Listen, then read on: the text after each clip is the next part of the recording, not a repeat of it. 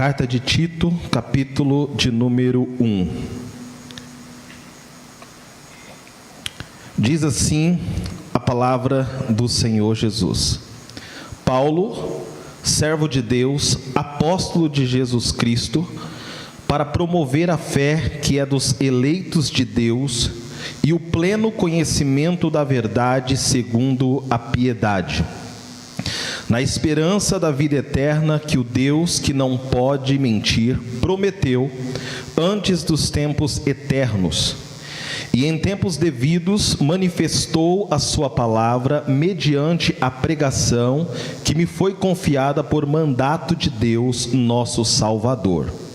A Tito, verdadeiro filho segundo a fé comum, graça e paz da parte de Deus Pai e de Cristo Jesus, nosso Salvador. Por esta causa te deixei em Creta, para que pusesse em ordem as coisas restantes, bem como em cada cidade constituísses presbíteros conforme prescrevi. Incline a sua cabeça nesse momento para orarmos a Deus. Pai, nós te agradecemos por essa oportunidade de estarmos aqui em comunhão com os nossos irmãos. Temos certeza, Deus, de que o Senhor tem uma palavra para nós, uma palavra que pode mudar o destino de muitas pessoas, que pode abrir porta para algumas pessoas que estão aqui nesse culto.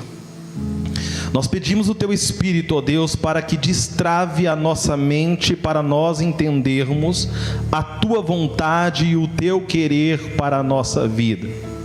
E nós repreendemos, ó Deus, toda a força maligna, que vem com o objetivo, ó Deus, de afastar os Teus filhos da Tua vontade, do Teu querer, do Teu caminho, para aquilo que o Senhor tem para fazer.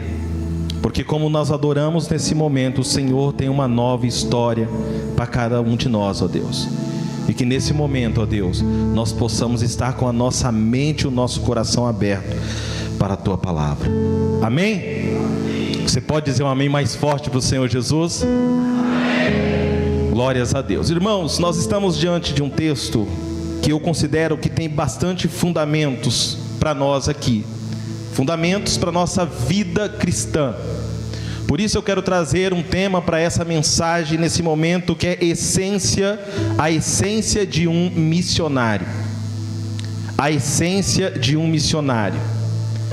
A palavra de Deus, ela nos chama para sermos missionários nessa terra, cumprir uma missão que começa em Deus, mas se estende para a igreja.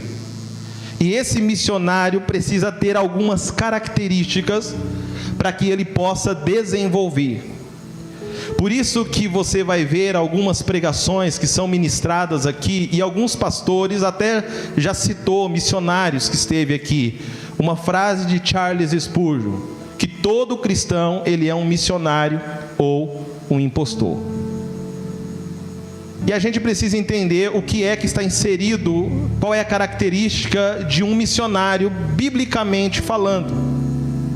E um missionário tem algumas características bastante importantes que ele precisa entender na vida dele. Primeiro, que ele é alguém chamado por Deus.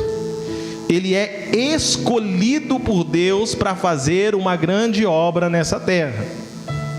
Isso vai ter muito a ver com a sua identidade, que nós vamos falar aqui também. Ele também é alguém que entendeu que ele precisa ter uma vida de obediência à palavra do Senhor. Existe uma forma de agir nesse mundo, uma forma de se relacionar nesse mundo segundo as Escrituras. Por isso que a palavra do Senhor vai dizer que nós não devemos nos moldar ao padrão desse mundo. Por quê? Porque o padrão do reino de Deus existe uma forma. E é esta forma que todo cristão, ele precisa se enquadrar. Além disso, ele entende, ele anda pelos princípios do amor de Deus, sobre o mandamento do amor de Deus. Ele é alguém que ama a Deus acima de todas as coisas e o teu próximo como a si mesmo. Ele é alguém que tem amor pelas almas, pelos perdidos. Por isso, desses dois mandamentos, a palavra do Senhor diz que vai preceder todos os outros. Porque se você não rouba alguém, é porque você ama a Deus e ama o seu próximo. Porque você vai roubar quem? O seu próximo. Então, a gente precisa entender essas características. Ele, além disso, ele trabalha com a renúncia também. Ele é alguém que ele renuncia aos prazeres dessa terra. Ele é alguém que renuncia muitas vezes o pecado que vem afrontando a sua vida. Mas ele faz isso por amor a Deus. Toda vez que você diz não para o pecado, você está fazendo isso por amor a Deus. E isso está sendo escrito no livro da vida. Tudo aquilo que nós fizemos ou deixamos de fazer. O missionário, ele é alguém que anda pela fé. Ele depende de Deus. Você viu aqui o vídeo que nós mostramos aqui? Tudo que esses missionários fazem lá no campo, muitas vezes depende da fé, porque eles creem que Deus vai provir. E nem sempre nós conseguimos prover para eles o que eles necessitam lá. E quantas vezes eu tenho certeza que eles têm chorado, mas tendo a certeza de que Deus está solucionando, que Deus está abrindo portas, que Deus está providenciando. Então todos nós temos que nos mover pela fé, dependência de Deus. Ele tem uma vida também de oração. A oração é a forma que Deus encontrou para que eu e você pudesse se relacionar com Ele.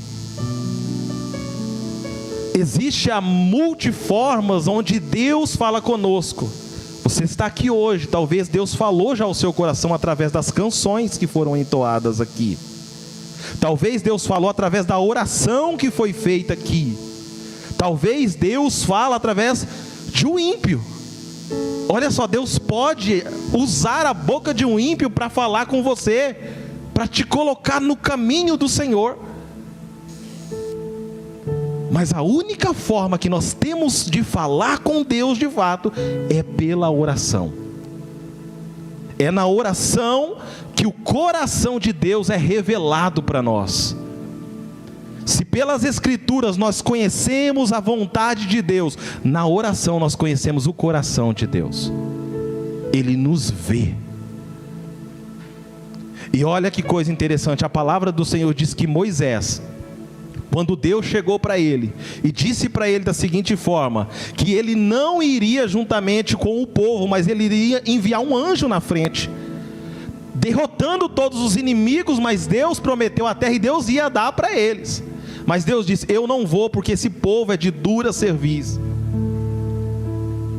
Moisés poderia ter aceitado o anjo ir na frente, mas ele não aceitou. Ele disse, se o Senhor não for conosco, não nos faça sair daqui. Mas sabe o que ele vai fazer? Ele vai pegar a sua tenda, ele vai sair para fora do arraial, ele vai montar a sua tenda, e ele fecha a sua tenda, e a palavra do Senhor diz que uma coluna de nuvem descia, de fumaça, e Deus falava com ele face a face. Deus quer ter relacionamento conosco, e o missionário, ele precisa entender isso. Ele também é movido pela coragem, ele é audacioso. Ele sabe que ele vai enfrentar os desafios, mas ele sabe que Deus está com ele. Coragem para o enfrentamento das situações. Eu não sei como você chegou aqui hoje, mas Deus está dizendo para você, coragem, porque eu estou contigo. Não há nada que possa deter o nosso Deus. E por último, Ele tem a disponibilidade. Sabe o que eu admiro nessa igreja, irmão? Disponibilidade. Disponibilidade. Talvez aqui você não vai encontrar algumas pessoas que seja proativa, que é aquela pessoa que identifica um problema e diz, olha pastor, estamos vendo esse problema aqui, posso resolver? Talvez você não vai encontrar, Mas uma coisa que me chamou a atenção quando eu cheguei nessa igreja é a disponibilidade de servir. Quando nós chegamos em algumas pessoas e falamos: irmãos, nós precisamos fazer isso, irmão. Amém, vamos fazer. Como que eu posso ajudar? Isso é disponibilidade. Deus nos chamou para isso. Talvez você não tenha proatividade, mas se você estiver disponível, Deus vai usar a tua vida. Deus vai solucionar problemas de muitas pessoas através de você, porque você se colocou disponível. Olha que coisa interessante dentro desse texto que nós lemos aqui. Esse texto, o contexto dele é o contexto onde Paulo vai dar algumas instruções para Tito. Essa primeira parte, Paulo está fazendo uma saudação, mas ao mesmo tempo ele está trazendo alguns fundamentos específicos. E olha que coisa interessante, ele está falando com Tito, um gentílico, alguém que foi chamado, que respondeu ao chamado de Deus, acompanhou Paulo em várias viagens, mas agora Paulo está deixando ele na cidade de Creta, para ele organizar a igreja. Olha só, ele é um jovem, ele é alguém que respondeu ao chamado, e agora olha o que está acontecendo. Paulo vai dar algumas instruções para ele, para que ele organize a igreja de Creta. E agora olha o contexto da igreja de Creta. O versículo de número 12 vai falar sobre isso, no mesmo capítulo que nós lemos. Se for possível, pode colocar aqui para nós o versículo de número 12. Olha o que Paulo está falando. Foi mesmo dentre eles um seu profeta, que disse: cretenses são sempre mentirosos, feras terríveis, ventres preguiçosos. O contexto da cidade, eles eram famosos, irmãos, por ser mentiroso. Então imagine alguém chegar e falar: se você mora em Assis, mentirosos. Pensa num povo mentiroso, enganadores. Esse era o contexto que Creta estava inserida. Contexto cultural. Por isso que nós estamos trazendo essa mensagem no contexto missionário, porque o missionário, quando ele entra dentro de um ambiente, ele entra também para trazer uma mensagem que vai mudar a cultura de um lugar.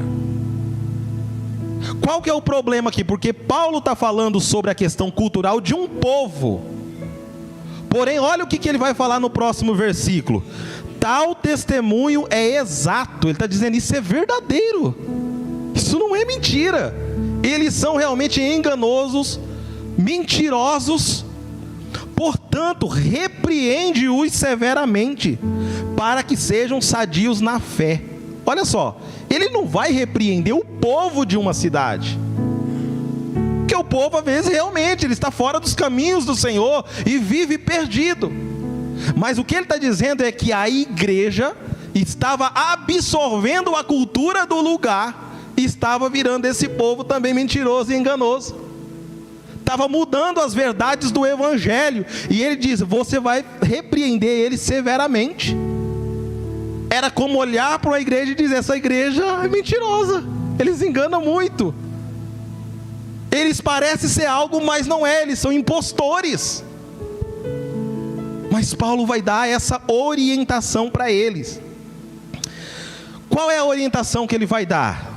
Organizar essa igreja, combater os falsos ensinos, ensinar as verdades do evangelho, formar uma igreja que seja exemplo, uma igreja que esteja exemplar, e acima de tudo lembrar sobre a graça transformadora de Deus. Se você lembrar, há uns 3 domingos atrás, não me lembro exato, o pastor falou sobre a graça de Deus. Está no capítulo 2 desse mesmo livro. A graça transformadora de Deus. Tito teria que lembrar isso. Então nós começamos no primeiro versículo. Olha só o que diz o primeiro versículo. Paulo vai trazer aqui algumas informações bastante importantes de um missionário. Ele vai se identificar. E ele diz: Paulo, servo de Deus. Eu sou servo de Deus. Ele está trazendo a sua identidade. Eu sou alguém que administro os bens de um senhor. eu sou o mordomo de Deus, eu sou servo de Deus. E aí ele continua: eu sou alguém também que é apóstolo de Jesus Cristo. Aqui ele começa a mudar. Eu não sou apenas alguém que está aqui simplesmente porque alguém comprou e pagou a minha dívida. Porque você sabia que nós tínhamos uma dívida impagável. E Cristo foi lá e pagou pela nossa vida. Mas ele vai dizer que ele é um apóstolo de Cristo. Ele está dizendo que ele é alguém que foi chamado e comissionado para uma missão que é de Deus. Eu estou aqui como enviado de Deus, eu tenho uma mensagem para vocês. Por isso todo cristão, ele não tem apenas uma mensagem, ele é a mensagem. Ele é a mensagem. Você pode glorificar o seu Deus. Você foi chamado não simplesmente para ter uma mensagem de Deus, mas também ser uma mensagem de Deus. Eu sou alguém que estou revestido de uma autoridade. Isso nos enche de alegria, irmão, saber quem somos. E Deus reveste a gente de autoridade para orar por pessoas e pessoas serem curadas. Quem somos nós para receber isso de Deus? Mas eu sou um enviado de Deus. Aqui ele identifica primeiro como servo quem somos. Segundo, ele como apóstolo, ele diz: o que eu faço? Eu tenho uma missão, eu sou apóstolo de Cristo, enviado para uma missão. Eu não atuo aqui com uma mensagem própria, eu tenho uma mensagem que é de Deus. Mas ele vai responder outra pergunta também: o que ensinamos? Olha o texto como continua. Versículo 1 ainda. Olha só, ele é servo de Deus, apóstolo de Jesus Cristo, para fazer o quê? Promover a fé dos eleitos de Deus. Ele é alguém que foi chamado por Deus para fazer o quê? Ele tem duas identidades: servo, a missão dele, ser um apóstolo enviado para fazer o quê? Promover a fé dos eleitos de Deus. O que ele está dizendo com promover aqui? Ele está dizendo o seguinte: eu estou aqui para nutrir a fé de alguém. É como você dá o alimento para uma criança, nutrição, para fazer essa criança crescer. Quando nós unimos em comunhão com os irmãos, nós estamos crescendo em Deus juntos.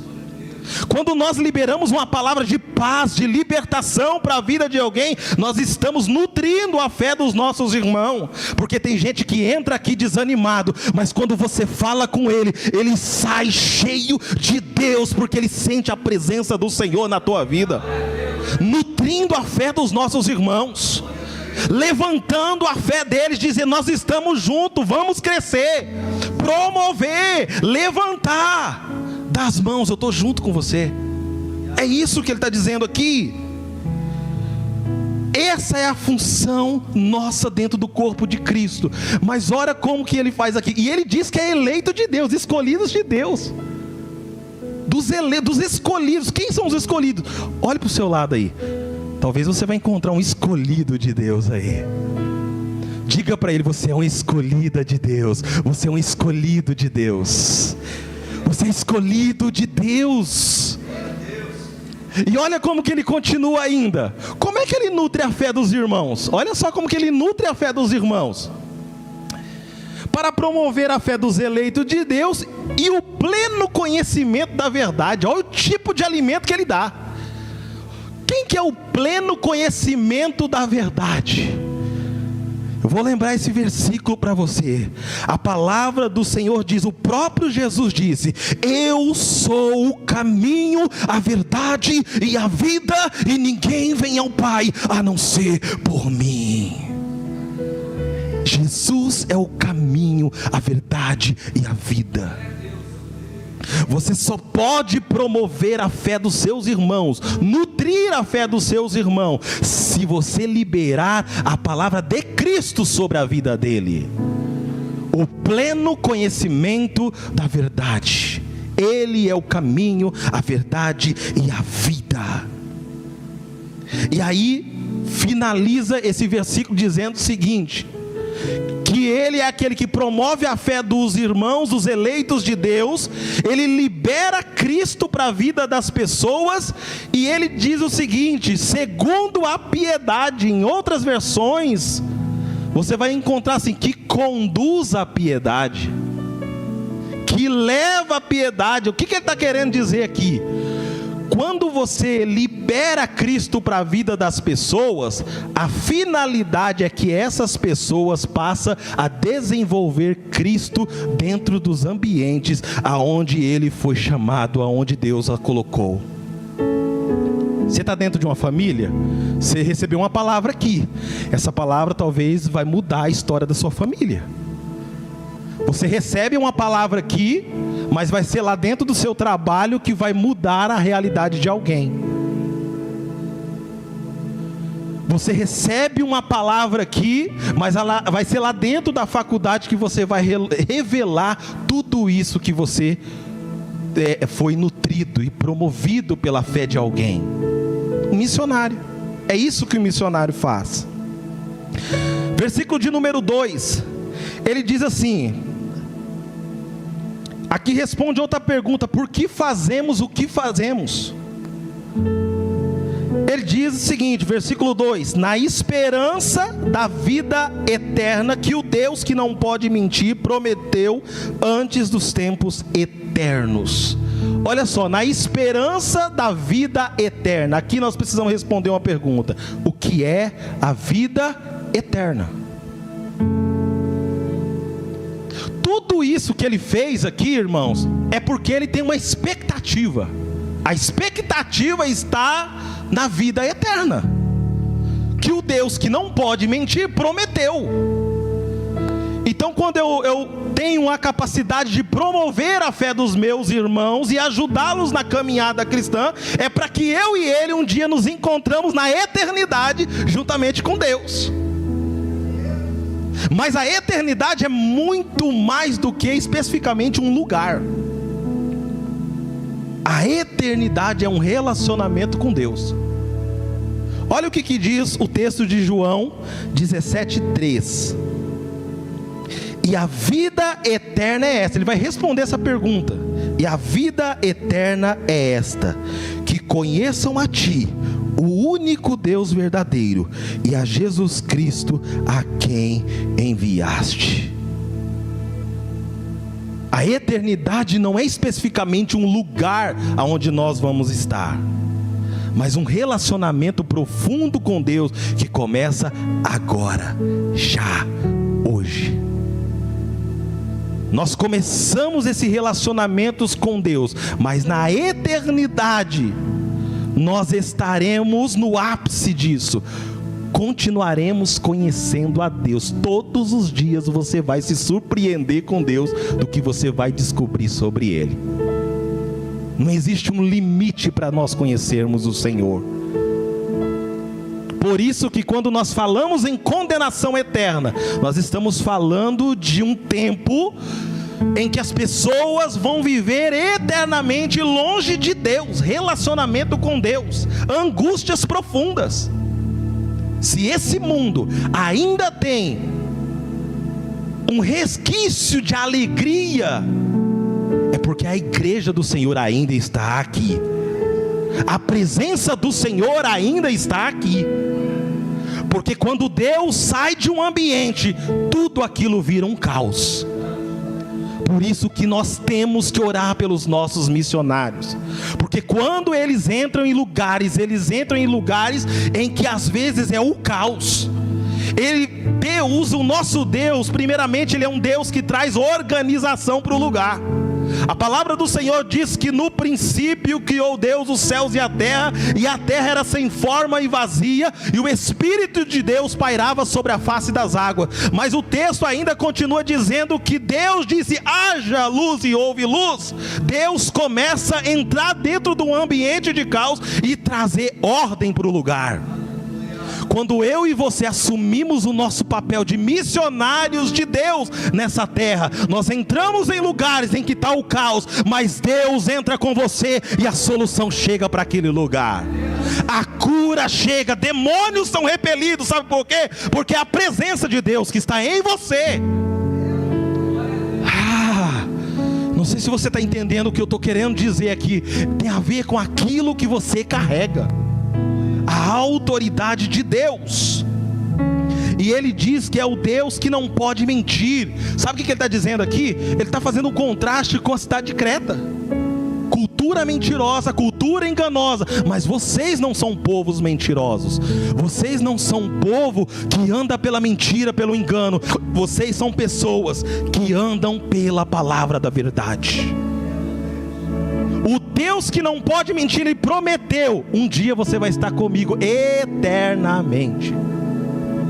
Ele não mente. Se existe uma promessa de Deus para você, vai acontecer. Porque esse Deus, a sua palavra, ela não volta atrás. Louvado seja Deus. Vamos para o próximo versículo.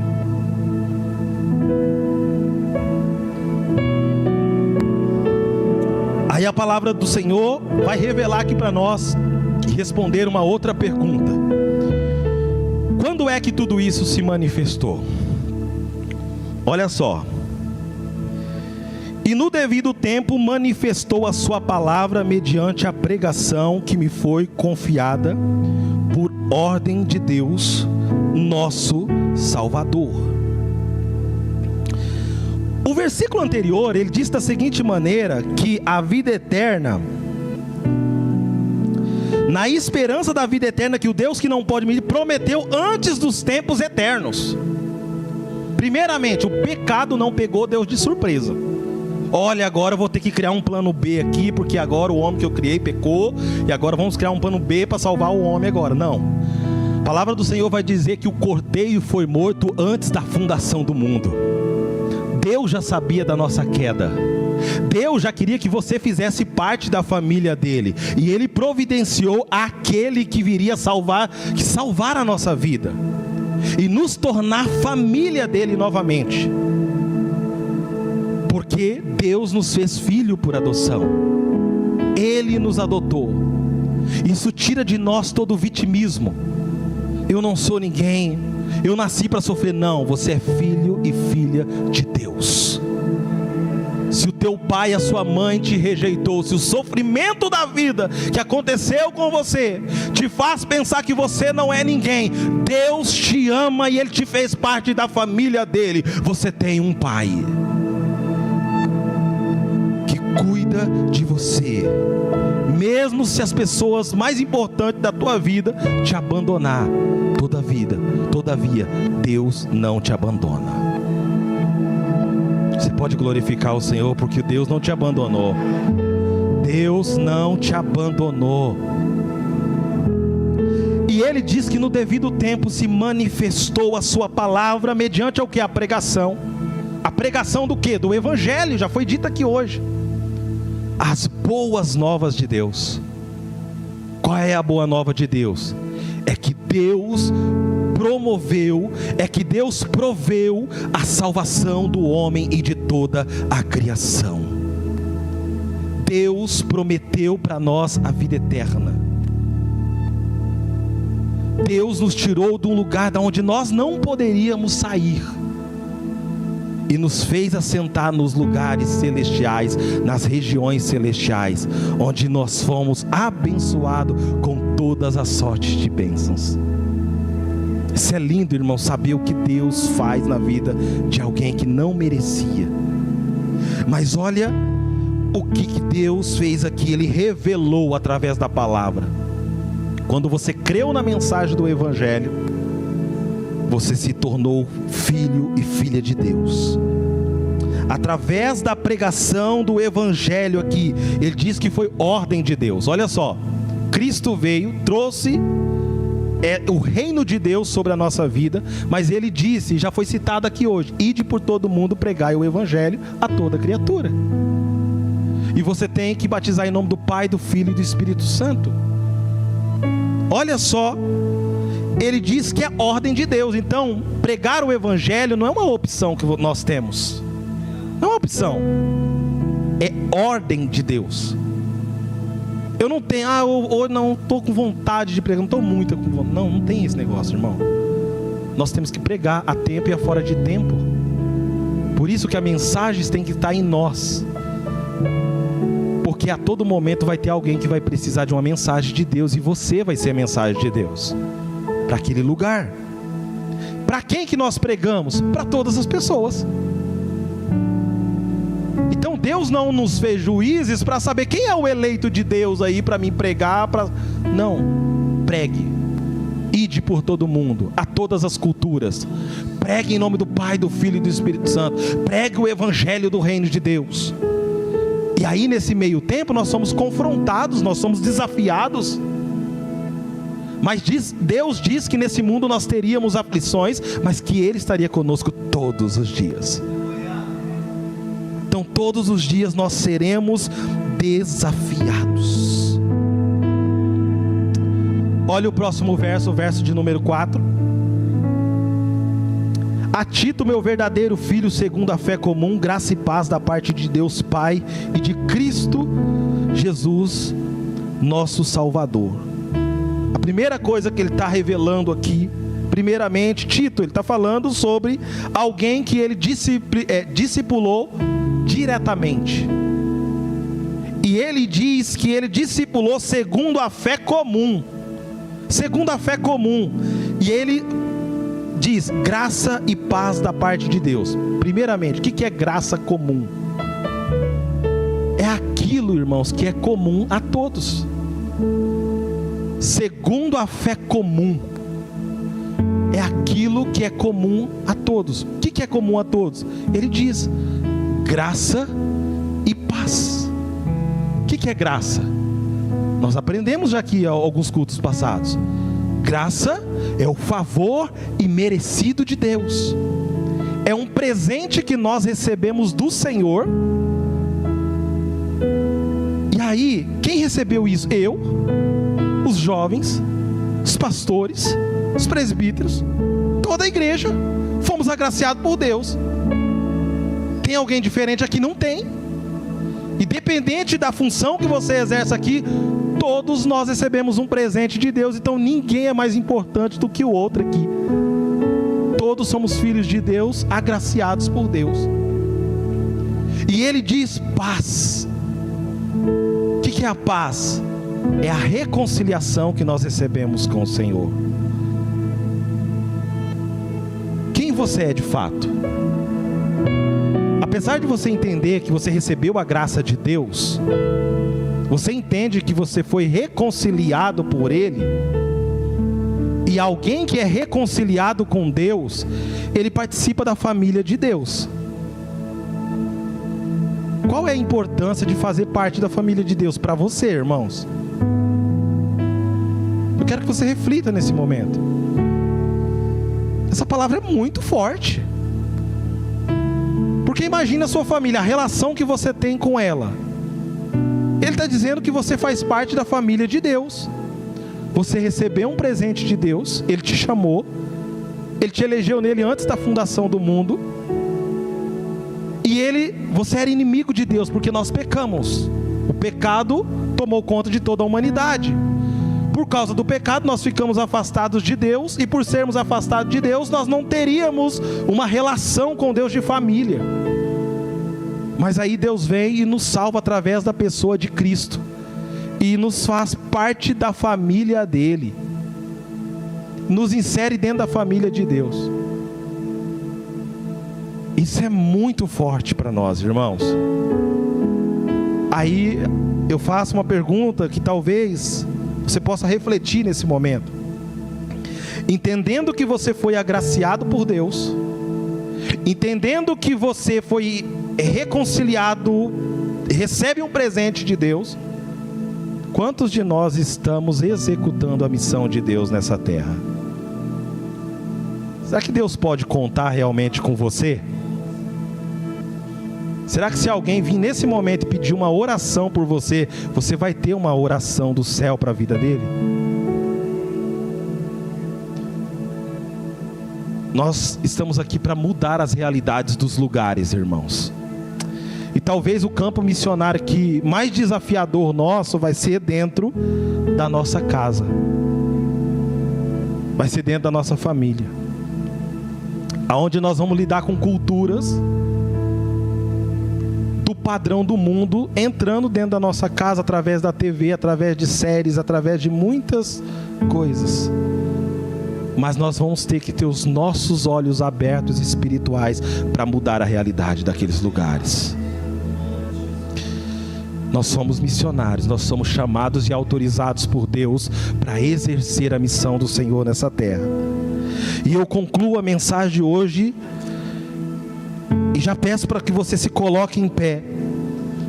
O próximo versículo, que é o versículo de número 5, diz: por esta causa te deixei em Creta, para que pusesses em ordem as coisas restantes, bem como em cada cidade constituísses presbíteros conforme te prescrevi. Aqui Paulo está dizendo para ele que antes ele já havia dado algumas ordens para Tito, para que ele fizesse algumas coisas, constituir homens confiáveis, presbíteros, homens de Deus, homens que tivessem firmado na palavra. Porque dentro da região de Creta, dentro da igreja de Creta, você tinha falsos mestres, pessoas que estavam contaminando o evangelho como ele realmente é. Ele tinha ali judeus com práticas judaizantes que aceitaram a Cristo, mas que viviam ainda nas velhas práticas e queriam impor aquilo dali para os irmãos. Então Paulo vai dar essa orientação para que ele seja severo, para que ele não tenha medo de falar a verdade. Sabe o que eu aprendo aqui? É que muitas vezes Deus está te chamando para levantar como alguém de Deus lá dentro da tua casa, meu irmão.